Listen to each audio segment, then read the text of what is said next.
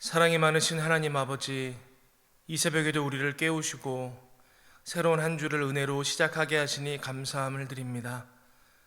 이 새벽에 우리가 하나님 앞에 나와 하나님의 이름을 부르며 은혜를 구할 때 이번 한 주도 하나님 인도하심 의지하여 하나님 부어주시는 능력으로 승리할 수 있기를 간구하오니 아버지 하나님, 이 시간 임하여 주셔서 새벽에 부어주시는 은혜로 모든 믿음의 백성들 충만케 하여 주시옵소서. 하나님, 어려운 시간을 보내는 가운데 있습니다. 코로나19라는 전염병이 우리의 예상보다는 훨씬 더 긴 시간 우리를 힘들게 하고 있고, 또 우리 삶의 여러 전반에 걸쳐 우리를 괴롭게 하고 있습니다. 하나님, 이 어려운 시기 가운데 하나님의 뜻을 분별할 수 있는 믿음의 자녀들로 우리의 영을 맑게 깨워주시고, 또 이 가운데 하나님의 음성 듣고 깨달아 알므로 말미암아 더욱 하나님께 또 순종하는 믿음의 백성들 될 수 있도록 함께하여 주시옵소서. 삶의 이러저러한 문제들이 함께 겹쳐짐으로 말미암아 어려움 중에 있는 우리 성도님들 계십니다. 아버지 하나님께서 찾아가 주셔서 그 삶의 문제 하나하나 다 간섭하여 주시고 응답하여 주시기를 간구합니다. 아버지 하나님께서 동행하여 주셔서 사망의 음침한 골짜기 같은 환난의 시간을 보낼지라도 주님과 동행함으로 그 시간이 고생과 고난의 시간이 아니라 나를 새롭게 하고 나를 더 연단하는 귀한 은혜의 시간, 훈련의 시간이 되어줄 수 있도록 함께하여 주시옵소서.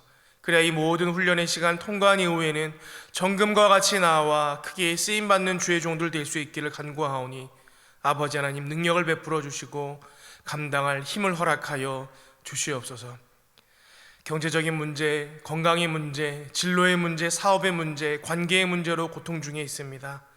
하나님, 하나하나 다 간섭하시고 하나님의 방법대로 하나님의 의로우신 오른손으로 이 문제들을 주장하여 주시고 모든 이뤄지는 일들 가운데 속에서 하나님의 선하신 인도하심과 하나님의 계획하심을 깨달을 수 있는 은혜의 시간 되게 하여 주시옵소서. 하나님이 이 새벽에도 우리가 하나님 말씀 앞에 섭니다. 우리의 마음 부드럽게 하사 하나님 말씀의 씨앗이 뿌려질 때에 온전히 품을 수 있는 부드러운 땅 되게 하시고 하나님의 말씀 온전히 품어 뿌리 내려 열매 맺을 수 있는 믿음의 삶 될 수 있도록 우리를 또한 붙들어 주시옵소서. 감사드리며 이 모든 말씀 예수 그리스도의 이름으로 기도하옵나이다. 아멘. 오늘 말씀의 제목은 제자의 사고방식입니다. 제자의 사고방식이라는 제목으로 하나님 말씀 함께 나누도록 하겠습니다. 고린도 교회에 있었던 이 거짓 사도들로 인한 문제들을 우리가 계속해서 다루고 있습니다. 이 거짓 사도들이 있어 거짓 복음을 전하고 또 참 사도들과의 관계를 끊어지는 일들을 이들이 만들었습니다. 고린도 교인들과 그들의 영적 아비인 바울의 관계를 끊기 위해 이 거짓 사도들이 사용한 방법은 바울의 무보수 사역 방식을 지적하는 것이었습니다. 그들은 바울이 고린도에서 사역할 때 경제적인 대가를 받지 않고 일하였다는 사실을 가지고 흠을 잡기 시작했습니다. 우리는 생각하면 그렇게 생각할 수 있습니다. 아니, 그게 무슨 흠이 되나? 무보수로 사역하면 얼마나 은혜롭고 또 얼마나 감사할 일이야. 그런데 그게 무슨 흠이 되나? 이런 생각이 드실 텐데 그들 나름의 논리적인 근거가 있었습니다. 고린도 교회 거짓 사도들은 바울이 사역을 하면서 대가를 받지 않은 이유를 크게 두 가지로 지적했습니다. 첫째는 사도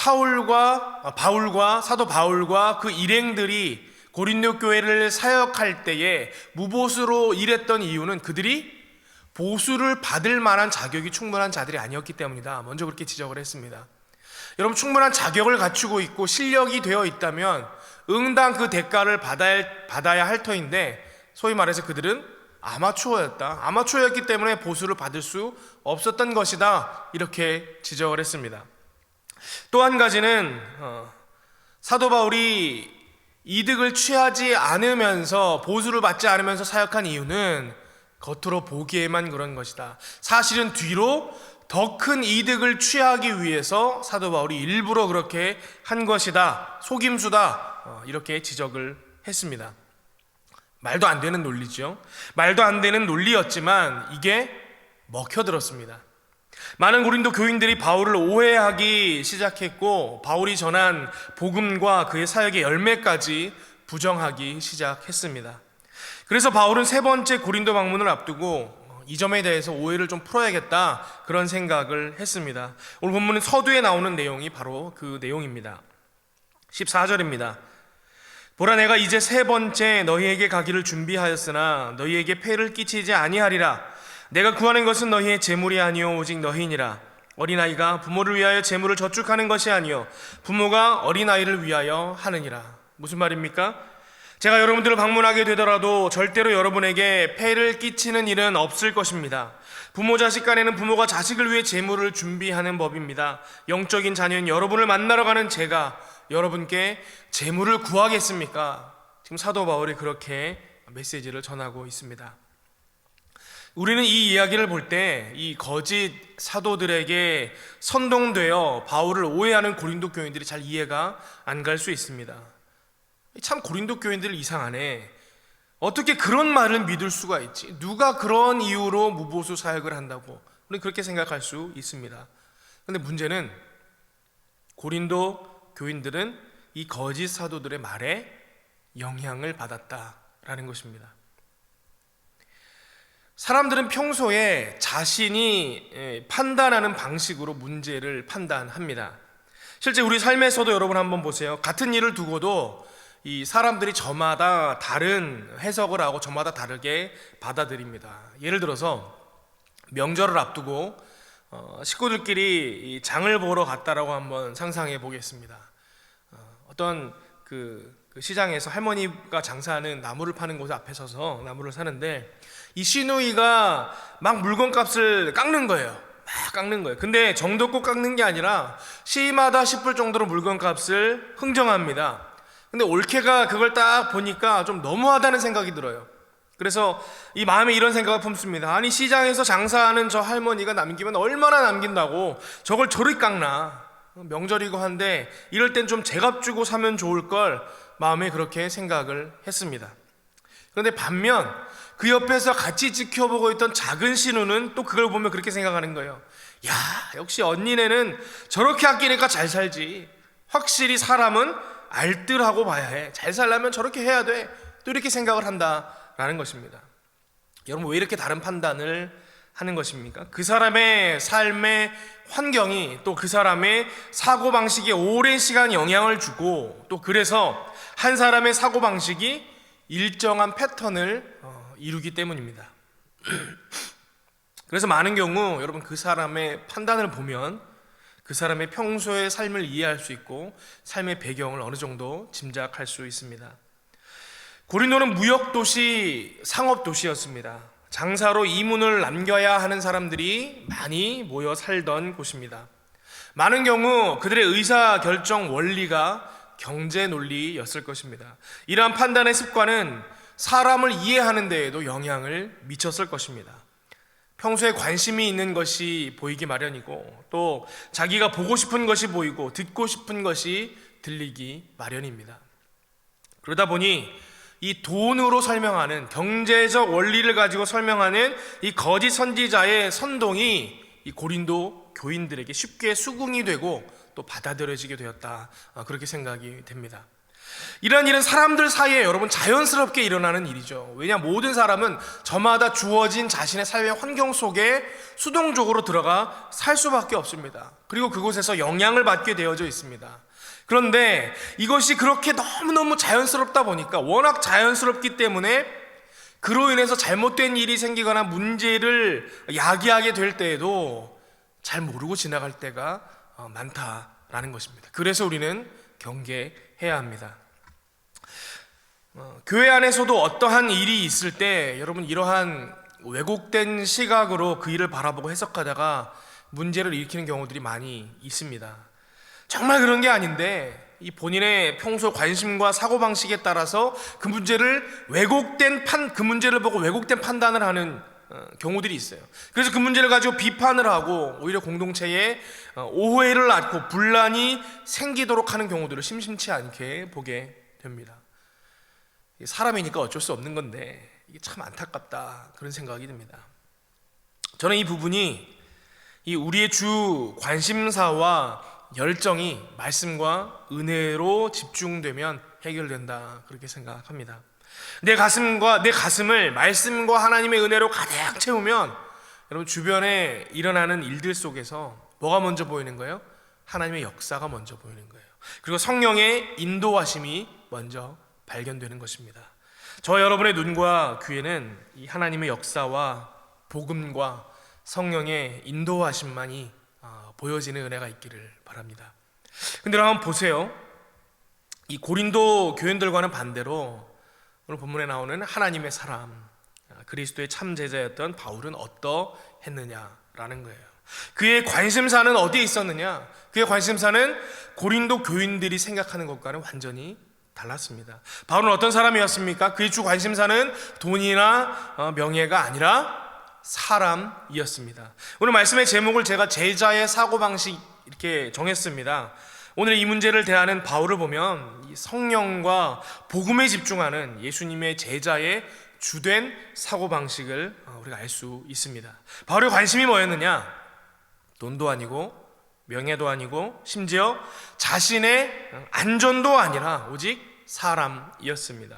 예수님의 제자는 생명을 살리고 사람을 세우는 데에만 관심이 있다라는 것입니다. 오늘 말씀에 그 근거가 있습니다. 본문에 바울이 무보수 사역의 이유를 설명하는 내용이 나옵니다. 이 거짓 사도들이 사도 바울의 무보수 사역을 비판했지 않습니까? 그러니까 무보수 사역에 대한 이유를 설명을 하는 거예요. 내가 왜 무보수 사역을 했는 줄 아느냐? 뭐라고 말하냐면 고린도 교회 성도들에게 부담을 주지 않게 하도록 하기 위해서 그렇게 했다라는 거예요. 왜냐? 그들의 마음에 부담이 되면 사도 바울이 전하는 복음을 받아들이는데 어려움이 생길까 봐. 여러분, 돈이 인생의 중심에 있는 사람들에게는 이러한 접근이 아주 굉장히 중요했다, 그렇게 생각합니다. 여러분, 사도 바울이 고린도 교회에서 무보수로 사역한 내용은 아주 독특한 장면입니다. 그가 텐트를 치며 텐트 메이커로 자비랑 선교를 한 인물이지만 그가 다른 제자들이나 혹은 다른 그 사도 바울을 도와서 목회를 했던 다른 선교사 디도나 디모데 같은 사람들에게 편지를 쓴 내용들을 보면 복음을 전하고 말씀에 헌신하는 이들이 합당히 누려야 할 이 경제적 대가나 보수 혹은 그 생계가 책임져져야 됨에 대한 내용들을 곳곳에 쓰고 있는 내용들이 나옵니다. 그럼에도 불구하고 본인은 무보수로 사역했던 이유가 뭐냐?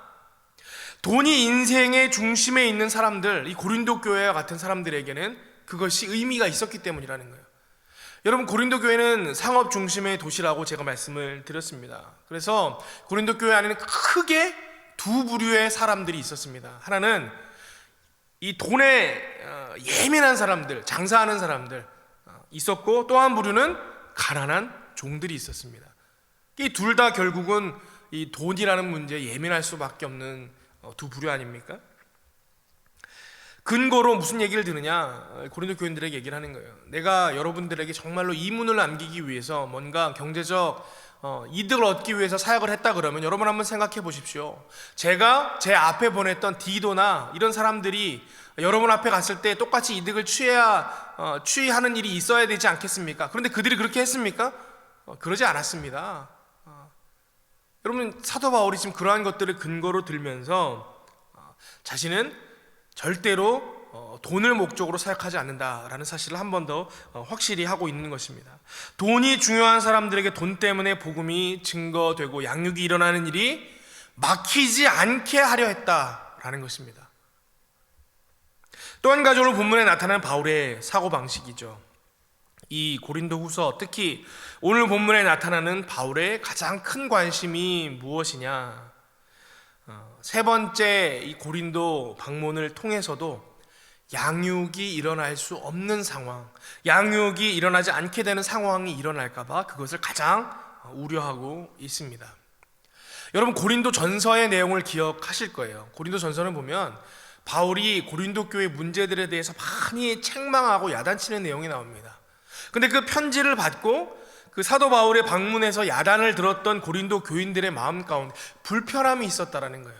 불편함이 있고 삶에서 변화가 일어나지 않고, 그러다 보니까 사도 바울도 그들을 볼 때 안타까운 마음에 화도 나고 더 야단치게 되고, 또 그 성도들도 마음이 상하는 일이 생기고, 그런 일이 있었다라는 것입니다. 아무래도 사도 바울이 그런 일을 겪고 나니까 고린도 교인들과의 사이에서 온전한 신앙의 양육이 일어나기가 어려워질 수 있겠구나, 그런 생각이 들었던 것 같습니다. 그래서 마지막 세 번째 방문을 앞두고 이 고린도 후서를 쓸 때에는 내가 세 번째 방문하는 그때에도 똑같이 이러한 껄끄러운 상황이 일어나지 않았으면 좋겠습니다. 왜냐, 그런 상황이 일어나면 내가 여러분들을 제대로 양육할 수 없기 때문입니다. 여러분들 안에 영적인 성장이 일어날 수 없기 때문입니다. 지금 그렇게 얘기를 하고 있습니다. 이 부분에서 바울은 재미있는 표현을 쓰죠. 바울은 이 두 번째 방문에서와 같이 하나님께서 자신을 낮추시지 않기를 바란다, 지금 그렇게 표현을 하고 있어요. 양육에 필요한 영적 권위가 사라지지 않기를 걱정했다라는 것입니다. 여러분, 이 영적 권위가 언제 생기느냐? 여러분, 구별될 때 생깁니다. 구별될 때 영적인 권위가 생기는 거예요. 그래서 영적 권위는 하나님께서 완성하는 것이지만 기본적으로는 사람 사이의 관계에서 비롯되는 것입니다. 여러분, 이게 참 재밌습니다. 그 구약성경 출애굽기에 보면 그 제사장 규례에 대해서 쭉 모세가 기록을 할 때에, 하나님의 말씀을 받아서 기록할 때에 어떤 내용이 있냐면 제사장이 옷을 만드는 복제 규정에 대한 얘기가 있어요. 출애굽기 28장 1절부터 3절에 보니까 이렇게 되어 있습니다. 너는 이스라엘 자손 중 내 형 아론과 그의 아들들, 곧 아론과 아론의 아들들 나답과 아비후와 엘르아살과 이다말을 그와 함께 내게로 나오게 하여 나를 섬기는 제사장 직분을 행하게 하되, 아론과 아론의 아들들로 첫 번째 제사장 직분을 맡도록 해라, 지금 이렇게 말씀하시는 거예요. 그러면서 그들의 복제 규정에 대한 얘기가 나와요. 내 형 아론을 위하여 거룩한 옷을 지어 영화롭고 아름답게 할지니 너는 무릇 마음에 지혜 있는 모든 자, 곧 내가 지혜로운 영어로 채운 자들에게 말하여 아론의 옷을 지어 그를 거룩하게 하여 내게 제사장 직분을 행하게 하라, 이렇게 되어 있습니다. 백성들 중에 택한 자들로 하여금 제사장의 옷을 지어 입히게 해라. 그래서 그 제사장의 옷을 지어 입히게 해서 그들로 거룩하게 되게 해라, 지금 그렇게 표현하고 있는 것입니다. 여러분, 재미있죠? 옷을 지어 입힌다고 그 사람이 거룩해지겠습니까? 여러분, 이 안에 영적 권위의 원리가 들어있는 거예요. 이스라엘 백성들로 하여금 하나님의 말씀을 받아 하나님께서 구별하여 세운 제사장의 옷을 준비하도록 하셨다는 거예요. 이렇게 옷을 입고 만들고 준비하면서 마음에 그들의 영적 권위를 인정하게 되고, 하나님이 세우신 구별된 종이고 그들을 통해서 하나님의 은혜와 말씀이 증거가 됨을 되새기게 해서 그들의 옷을 입히도록 했다는 거예요. 입힘으로 인해서 구별되게 하고 그들 가운데 영적인 권위가 서도록 만드셨다라는 것입니다. 이 영적인 권위가 그 공동체의 일원들에 의해서 세워지게 된다라는 그 원리를 우리가 여러분 이해할 수 있습니다. 사도 바울이 그 원리를 아니까 그렇게 얘기를 한 거예요. 여러분과 저 사이에 껄끄러운 문제가 생기면, 제가 지난번에 여러분에게 회개하고 이런 문제들을 해결하라고 편지를 드렸는데 여러분 안에 그 안에 회개함이 없고 변화됨이 없다 그러면, 여러분, 제가 가서 여러분들을 보게 되면 또 마음이 불편해지지 않겠습니까? 또 훈육할 수밖에 없지 않겠습니까? 여러분, 그러면 여러분들은 마음이 또 불편해지겠죠. 그 이후에는 영적인 양육이 일어날 수 없게 될 것입니다. 지금 사도 바울이 그렇게 이야기하고 있는 것입니다. 여러분, 지금 바울이 다급하게 전전긍긍하며 이런 메시지를 전하는 걸 보면 여러분, 우리가 무엇을 알 수 있습니까? 그가 얼마나 사람을 세우고 생명을 살리는 데 마음을 쓰고 있는지를 알 수 있다라는 거예요. 하나님의 사람은요, 여러분, 고난이나 시험 따위 때문에 전전긍긍하지 않습니다. 여러분, 바울의 이야기를 한번 보세요. 여러분, 바울이 매 맞는 것 때문에 걱정된다, 여러분, 이런 표현 쓴 거 보신 적 있습니까?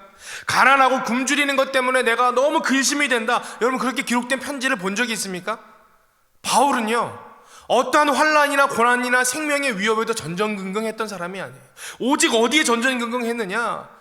하나님께서 그를 사용하셔서 사람을 살리고 양육하라 말씀하셨는데 그 사명이 이루어지지 못할까, 일어나지 못할까, 막힐까, 그것만이 오직 그를 전전긍긍하게 하는 이유였다라는 것입니다. 말세를 살아가는 예수님의 제자들에게는 여러분, 삶에 일어나는 다른 문제들은 걱정거리가 아니고 문제거리도 아니고 관심사도 아니라는 것입니다. 오직 생명을 살리고 하나님의 사람을 세우는 것이 주 관심사요 삶의 고민거리입니다. 여러분, 그래서 참 제자들은 무슨 일을 보든지 다 그 생각만 나는 거예요. 어떻게 하면 한 명이라도 더 살릴까? 어떻게 하면 한 사람이라도 더 하나님의 사람으로 온전히 서게 할까? 온통 관심사가 그것입니다. 이 목사님들하고 어디를 멀리 다닐 때가 있지 않습니까? 뭐 장례 때문에 지방을 함께 간다든지 차를 타고 이동하거나 그러면 어쩔 수 없어요. 목사님들이라서 그러신가 봐요. 이렇게 보다가 보면 눈에 교회만 보이는 거. 야, 저 교회 봐라. 저기 있는 교회 봐라. 이게 광경을 보다 눈에 띄는 게 교회인 거예요. 어디 또 차를 마시러 가거나 어디 또 좋은 데 가잖아요. 그럼 다 하는 말이 그거예요. 야, 여기 예배당 하면 딱 좋겠네. 온통 관심사가 거기에 있으니까. 여러분, 오늘 사도 바울도 온통 관심사가 어디 있었느냐? 생명을 살리고 복음이 증거되고 하나님의 사람들이 영적으로 세워지는 일에만 관심들이 있었다라는 것입니다. 그리고 거기에 그치지 않죠. 바울은 관심에만 그치는 것이 아니라 생명을 살리고 사람을 세우는 데 자신의 존재를 내어줍니다. 여러분, 14절에 뭐라고 되어 있죠? 보라, 내가 이제 세 번째 너에게 가기를 준비하였으나 너에게 폐를 끼치지 아니하리라. 내가 구하는 것은 너희의 재물이 아니요 돈이 아니라 오직 무엇이라고요? 너희니라. 오직 여러분들을 구하는 것입니다. 이렇게 얘기를 합니다. 그리고 15절엔 또 이렇게 얘기합니다. 내가 너희 영혼을 위하여 크게 기뻐함으로 재물을 오히려 사용하고, 그가 재물을 사용했다라는 거예요. 그리고 또 내 자신까지도 내어주리니. 여러분, 자신을 내어준다, 그렇게 표현합니다. 바울이 얼마나 이 생명 살리는 일에 몰두했는지를 우리가 알 수 있는 대목입니다. 여러분, 말씀을 정리합니다. 사람마다 그 사람의 이 판단의 결을 만들고 사고방식의 흐름을 만드는 핵심 가치들이 있습니다. 어떤 사람은 그것이 돈입니다. 어떤 사람은 그것이 명예냐 권력입니다. 또 어떤 사람은 자존심입니다. 어떤 사람은 쾌락입니다. 그런데 참 예수님의 제자들의 사고방식에는 복음 전파와 생명이라는 핵심 가치가 있습니다. 이것은 다른 말로 사명입니다.